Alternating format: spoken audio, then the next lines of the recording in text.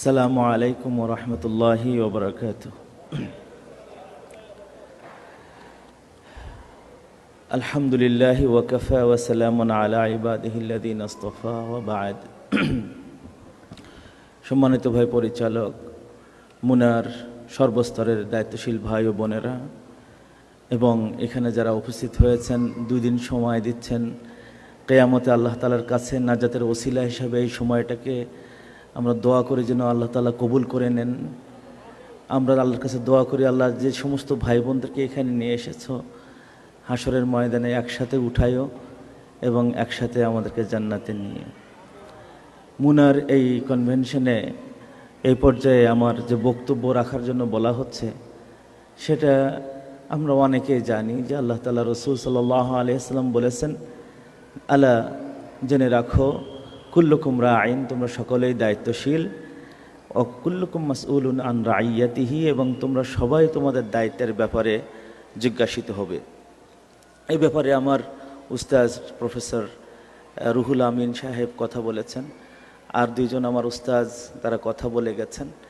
আমি আমার যতটুকু আলোচনা হওয়া দরকার ছিল আমি তো মনে করছিলাম যে এই কথাগুলো বলবো, তা ওনারা সব বলে ফেলেছেন। এখন আমি ছাত্র হিসেবে আপনাদের কাছে দোয়া নেওয়া ছাড়া তেমন কিছু নাই।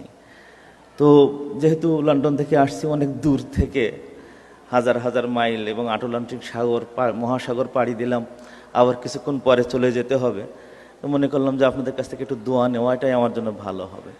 আল্লাহ রসুল সাল্লাল্লাহু আলাইহি ওয়াসাল্লামের একটা বড় বৈশিষ্ট্য ছিল এই যে তিনি খুব অল্প ভাষায় অনেক কথা বলতে পারতেন, যেটা 2-1 লাইনেই একটা বই রচনা করা যায়। আর হয়েছেও তাই, এই শুধু একটা বাক্যের উপরে একটা পিএইচডি থিসিস হয়েছে, সেটা হলো প্রায় 1200 পৃষ্ঠার মতন। দেখলাম যে ডক্টর আব্দুল কাদের আল আহদাল, ওনার পিএইচডি থিসিস ছিল এই বিষয়টার উপরে। এখন মুনার এই স্বল্প পরিসরে আমার হাতে সময় আছে ম্যাক্সিমাম 3 থেকে 4 মিনিটস, যতটুকু আমি বুঝেছি। তো এই পিএইচডি থিসিসটা কীভাবে বলা সম্ভব, শুধু এতটুকুই বলি যে আল্লাহ রসুল সাল্লাল্লাহু আলাইহি ওয়াসাল্লাম আমাদেরকে বলেছেন, দেখো তোমাদেরকে আল্লাহ তাআলা দায়িত্বশীল হিসেবে পাঠিয়েছেন। রাইন শব্দের অর্থ হলো দায়িত্বশীল। দায়িত্বশীলের যে বাংলা যেটা রেসপন্সিবল, অ্যাকাউন্টেবল, যাই বলতে চান না কেন, এর আরবি শব্দ ইংলিশ অনুবাদ করলে হয় শেফার্ড, আর বাংলায় বললে হয় রাখাল। তো এই কথা যদি আমেরিকায় এসে আমি একটা কনভেনশনে এটা বলি যে ভাই এবং বোনেরা, আল্লাহ আপনাদেরকে রাখাল বানিয়েছেন, তো আপনারা বলবেন যে হুজুর আর জায়গা পেলেন না আপনি? হ্যাঁ, এই লন্ডন থেকে এসে আমেরিকায় এসে আপনি আমাদের রাখাল বানিয়ে দিলেন। তো মানে অগৌরবের কিছু নাই। আমাদের নবী মুহাম্মদ সাল্লাল্লাহু আলাইহি ওয়াসাল্লাম বলেছেন, দেখো আমি জয়হুন নামে একটা জায়গা আছে, জয়হুন নামে, সেখানে আমি ছাগল চড়াতাম। এবং এটাও তোমরা জেনে রাখো যে প্রায় সব নবীদেরকে আল্লাহ তাআলা কোনো না কোনো পর্যায়ে ছাগল চড়াইয়েছেন, তো রাখালগিরি করাইয়েছেন। আমি চিন্তা করলাম যে এত বড় নবী হবেন, মানে সাইয়্যিদুল আম্বিয়া মুরসালিন হবেন, তাকে আবার এরকম শেফার্ড বানালো, রাখাল বানালো, তার কারণ কি? আমারও ছোটোবেলায় ছাগল চড়ানোর একটু অভ্যাস আল্লাহ তাআলা আমার মানে সুযোগ দিয়েছিলেন। আমার আব্বা মনে করতেন যে তুই কি হবি কি না হবি ঠিক নেই, তখন তো ছাগল চড়াইয়ের জন্য খেতে পারিস, একটু কয়েকটা ছাগল কিনে দিলেন, বলে তুই এটা চড়াবি। তো আমার জীবনে দেখলাম অনেক কাজ আমি করেছি, আমি দোকানদারি করেছি, আমি মাস্টারি করেছি লন্ডনে, এখনও আমি ওখানে পড়াই, ইউনিভার্সিটি পর্যায়ে পড়াশুনো করাই দেখলাম, প্রাইমারি লেভেলে পড়াশুনো করাই দেখলাম, বিভিন্ন দেশে, মালয়েশিয়াতেও একটু পড়ানোর একটু অভিজ্ঞতা ছিল, মদিনাতেও পড়ানোর একটু অভিজ্ঞতা ছিল। তো সারা দেশ সারা দুনিয়া পড়ানোর অভিজ্ঞতা সব মিলিয়ে দেখলাম দুনিয়ার সবচেয়ে কঠিন কাজ হলো ছাগলের রাখাল হওয়া। আর আল্লাহ রসুল বলতেছেন যে তোমাদেরকে কিন্তু রাখাল বানিয়ে দেওয়া হয়েছে। কারণটা কি? এর জন্য সর্বপ্রথম দরকার হয় ধৈর্যের। সর্বপ্রথম দরকার হয় ধৈর্যের। আমার 3টি ছাগল ছিল, তাই দেখতে যেয়ে 3টি যখন দড়ি আমার হাতে থাকতো আর 3টি যখন 3 দিকে দৌড় মারত, তখন আমি আব্দুল সালাম ছোটো ছিলাম, 2-3 বার পড়ে যেতে হতো। ওই সময় হাতের লাঠিটা যদি আমি ব্যবহার করি তো 3টা ছাগল মরে যাবে, আবার যদি লাঠি না ব্যবহার করি তো আমি মরে যাব। কি একটা অবস্থায় ছাগল আমাকে ফেলতো যে আমি এই জন্য আল্লাহ রসুলের এই কথাটা আমার খুব পড়ি আর হাসি এবং চিন্তা করি যে যদি আপনি বাবা হন, ওখানে যদি আপনার ওই চোখ রাঙানো আপনার ছেলেকে দেখান, কদিন পরে আপনি ওই ছেলের চোখ রাঙানো দেখবেন। আপনি বিয়ের প্রথম রাত থেকে শুরু করে নিয়ে আপনার স্ত্রীর সাথে অথবা স্ত্রী স্বামীর সাথে যদি মানে চোখ রাঙানো দেখান, দেখবেন যে মরণের আগে হলেও ওই চোখ রাঙানো দেখতে দেখতে মরতে যাচ্ছেন। মানে ধৈর্য আপনার জীবনের মধ্যে এমনভাবে আনতে হবে যে ধৈর্যের পাহাড় হতে হবে। আল্লাহ রসুল সাল্লাল্লাহু আলাইহি সাল্লামকে বলতেছেন, ও রসুল তুমি তো ধৈর্য ধরো ভালো আছে, দাঁত ভেঙে ফেলছে তাও তুমি বদদোয়া করো না, সারা গায়ে রক্ত রঞ্জিত হচ্ছে তাও তুমি বদদোয়া করতেছো না, কিন্তু তোমার ধৈর্য দেখতেছি আরও বেশি ধরা দরকার। আমাদের নবী সাল্লাল্লাহু আলাইহি সাল্লাম বলেন, এ কি, এর চেয়ে ধৈর্য কি? তখন বলতেছেন যে ফসবির ফসবির, সবর করো, কামা সবরা উলুল আজমি মিনার রসুল, যেমনভাবে 5 জন উলুল আজম মিনার রসুল ইব্রাহিম, নূহ, মূসা, ঈসা, এই 4 জন যেমনভাবে ধৈর্য ধারণ করেছে ওই রকম ধৈর্য ধারণ করো। রাখাল হয়েছ এবং এই রাখালদের ব্যাপারে প্রত্যেকটা ব্যাপারে তোমার কাছে আমি জিজ্ঞাসাবাদ করব। যেমনভাবে জিজ্ঞাসাবাদ করব আবু জাহালের পিছনে তুমি কি করেছো, ঠিক ওই রকমভাবে জিজ্ঞাসাবাদ করব তুমি আবু বকরের সাথে তুমি কি ব্যবহার করেছো।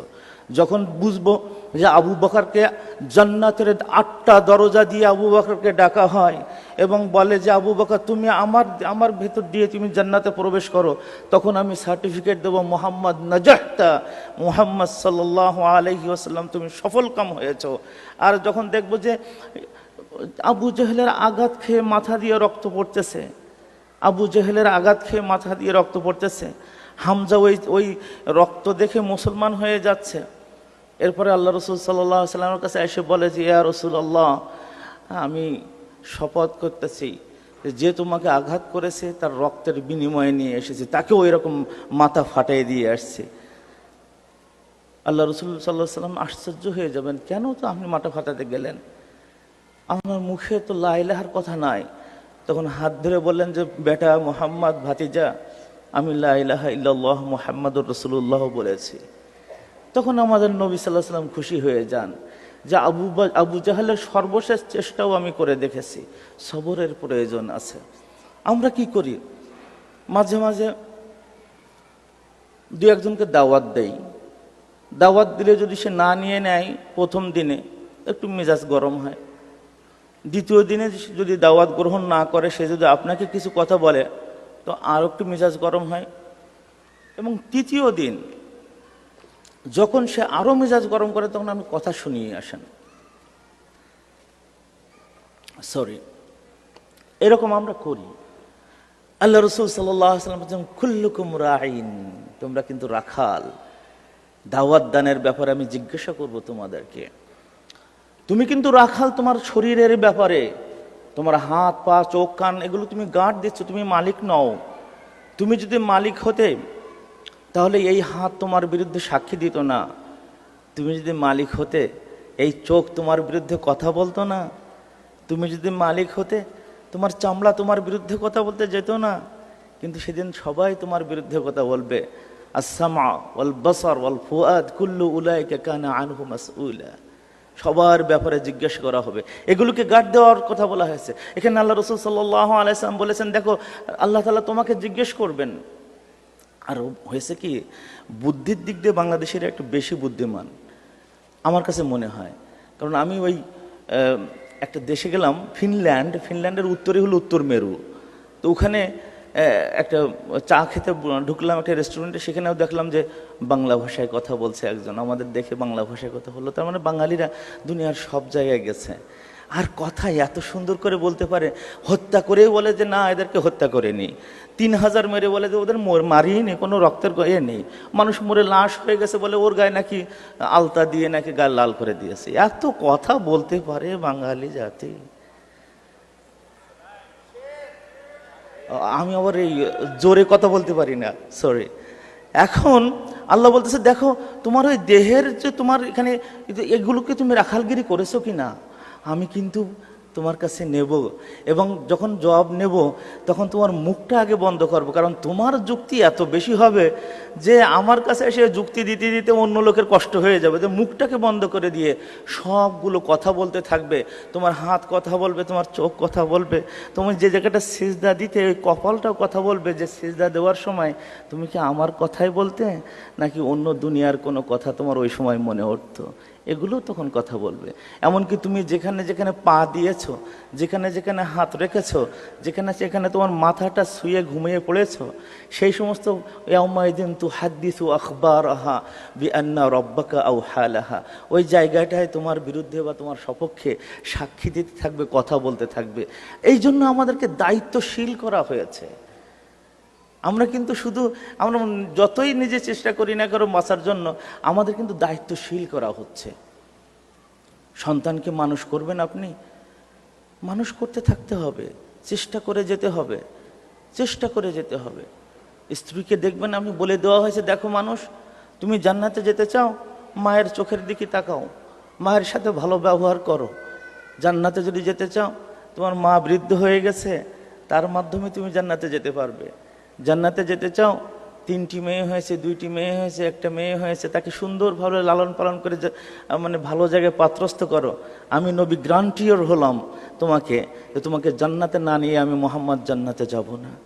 জান্নাতে যেতে চাও, খিয়ারুকুম লিনিসাইকুম, তোমার ঘরের যে ওয়াইফ আছে তোমার সম্পর্কে যদি বলে দেয়, ও আল্লাহ আমার স্বামী, আমার হাজব্যান্ড ছিল জান্নাতে যাওয়ার মতন, আল্লাহ তাআলা তাকে সঙ্গে সঙ্গে জান্নাতে দেবেন। জান্নাতে যেতে চান, মেয়েকে বলা হলো, ও মেয়ে তুমি তো, তোমার জন্য এত বেশি কাজ থাকবে, তোমার স্বামীর মুখ দেখতে হয়, ছেলেফেলের গালাগালি শুনতে হয়, মা তুমি এটা করো না কেন, শাশুড়ির গালমন্দ শুনতে হয়, শ্বশুরের কথা শুনতে হয়, সবগুলো মিলিয়ে তোমাকে এমন একটা হজ বর লর অবস্থার মধ্যে রেখে দিয়েছি যে তোমাকে আমি মাত্র 4-5টা কাজ করতে বলতেছি।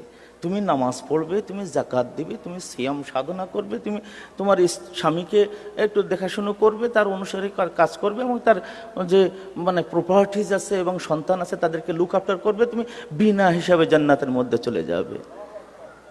নারীকে বলে দেওয়া হয়েছে, তোমাকে দেখে যদি তোমার স্বামী খুশি হয়ে যায়, তোমার ব্যবহারে তোমার স্বামী যদি খুশি হয়ে যায়, তোমার আচরণে যে তোমার স্বামী যদি প্রাউড ফিল করে, তোমার জান্নাতে যাওয়ার জন্য তোমার মরণটাই শুধু বাধা, মরে দেখো তুমি জান্নাতে চলে যাচ্ছ। এটা আমরা করতে পারছি না, এটা আমরা করতে পারছি না। আমাদের পরিবারগুলো জাহান্নামের মতন দাউ দাউ করে জ্বলছে। সকালবেলা বের হব, রাত্রে আসবো, এসে মোবাইল নিয়ে টেপাটেপি শুরু হয়ে যাবে। মাঝে মাঝে আমার ওয়াইফও বলে, কি ব্যাপার তুমি বাসায় আসছো নাকি কাজের কর্মক্ষেত্রে আছো? আমি বললাম কেন, যে আমি তো বাসায় তোমার সামনে। না, ওই যে মোবাইল নিয়ে দেখি সমান এরকম করতেছ।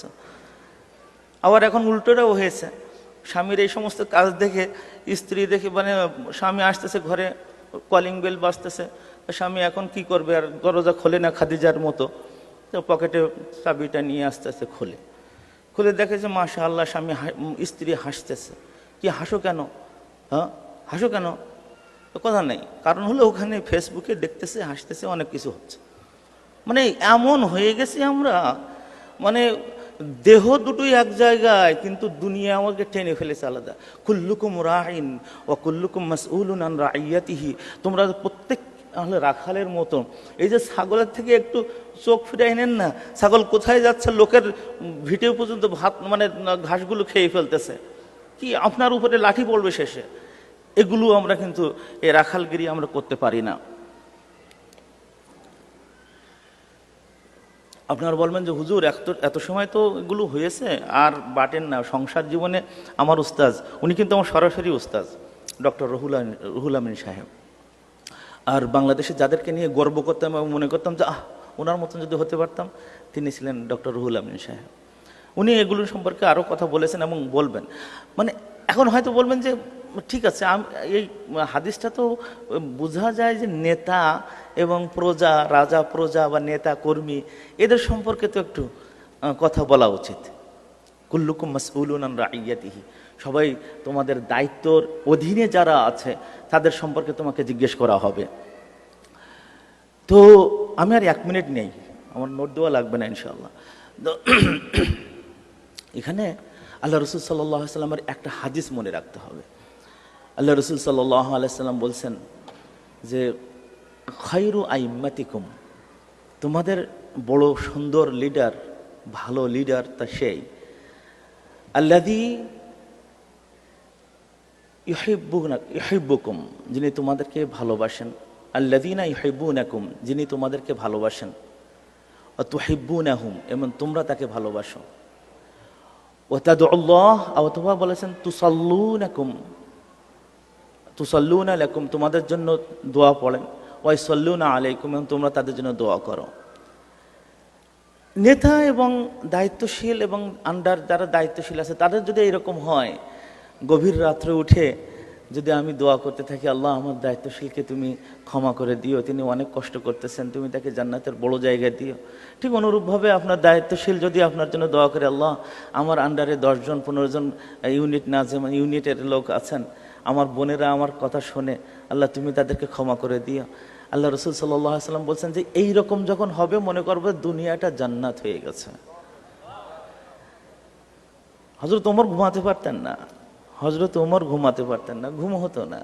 রাত্রে উনি এমনভাবে ছুটে বেড়াতেন, এক জায়গায় দেখেন যে একটা মহিলা মানে বাচ্চা দেওয়ার জন্য ছটফট করতেছে, কেউ ধরনই নাই, নিজের ওয়াইফকে নিয়ে ডেকে আসেন যে ওই বাচ্চা হবে, তাকে তুমি হেল্প করো।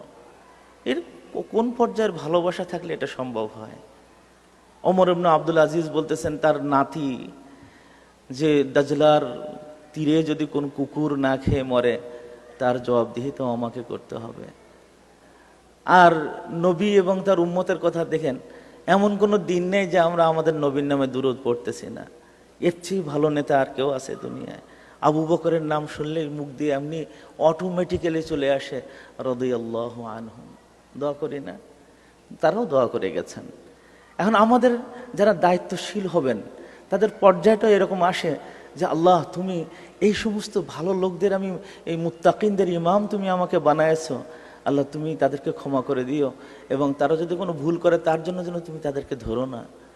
আর যদি দায়িত্বশীলের অধীনে যারা আছেন তারাও যদি বলে আল্লাহ আমার এই দায়িত্বশীল তাকে একটু তুমি ভালো অবস্থায় রেখো, রহেমাক আল্লাহ, আল্লাহ তুমি তাকে রহম করো, বুঝতে হবে যে এই ধরনই জান্নাতে পরিণত হয়ে গেছে। সংগঠন দিন দিন আল্লাহর দিকে যাচ্ছে, জান্নাতের দিকে যাচ্ছে, তার ডেস্টিনেশন জান্নাত ছাড়ার হবে না। আল্লাহ রসুল সাল্লাল্লাহু আলাইহি ওয়াসাল্লাম ওইটাই আমাদেরকে বলেছেন। শেষে বলতেছেন যে ওয়াশাররু আইম্মাতিকুম, তোমাদের সবচেয়ে খারাপ নেতা হলো তারাই যারা হলো যে তার তোমরা তাকরাহুনাহুম, তোমরা তাদেরকে খারাপ মনে করো, অপছন্দ করো। আর হলো ওয়ায়াকরাহুনাকুম, এবং ইয়াকরাহুনাকুম, তারাও তোমাকে খারাপ মনে করবে। ওয়াতালআনুনা আলাইহিম, এবং তোমরা তাদের উপরে লানত করো। আল্লাহ চলে গেলে বাস এই বুড়োটা মরে না কেন রে? হ্যাঁ, আবার কি ওয়ালানুনা আলাইকুম, তারাও তোমার উপর লানত করে। আজকের মুসলমানদের সবচেয়ে রক্তপাতের সমস্যাটা হলো এই জায়গায় যে তাদের স্ব দেশের তাদের দায়িত্বশীলরা, স্ব দেশের তাদের মানে যারা দেশ চালাচ্ছে, এদের সাথে এই অবস্থাটা তৈরি হয়েছে যে ভালোবাসে না, লানত করতে থাকে। যতক্ষণ পর্যন্ত এটি চেঞ্জ না হবে ততক্ষণ পর্যন্ত দুনিয়া মানে সিজনুন হয়ে থাকবে। সবসময় সিজন হবে না, সবসময় সিজন হয় না। আল্লাহর কাছে দোয়া করি মুনা, ওই দায়িত্বশীল তৈরি করুন সর্বস্তরে, যে দায়িত্বশীলরা মরণের সাথে সাথে ওই কথাটাই যেন শুনতে পায় যে আল্লাহ তাদেরকে ডেকে বলছেন তোমরা জান্নাতে চলে যাও। দোয়া করি মুনার জন্য। এই প্রতিকূল পরিস্থিতিতে যারা সিদ্ধান্ত নিয়েছে, ও আল্লাহ এই আমেরিকায় এসে যদিও শয়তান সমস্ত দিক দিয়ে আমাদেরকে শিখে নষ্ট করে ফেলতেছে, আমরা সিদ্ধান্ত নিয়েছি মরণের পর তোমার সাথে আমরা দিদার চাই, রসুলের শাফাআত চাই, তার সাথে জান্নাতে এক জায়গায় থাকতে চাই, এবং জান্নাতে আল্লাহ তাআলার সাথে দেখা হয়ে আমাদের দুনিয়ার সমস্ত দুঃখকে ভুলতে চাই। দোয়া করি মুনার এই পরিবেশ যেন উত্তর বৃদ্ধি হয়, জান্নাতের দিকে আপনারা যেন খুব সুন্দরভাবে অগ্রসর হন। জাযাকুমুল্লাহ খায়রান। আসসালামু আলাইকুম ওয়া রাহমাতুল্লাহি ওয়া বারাকাতুহু।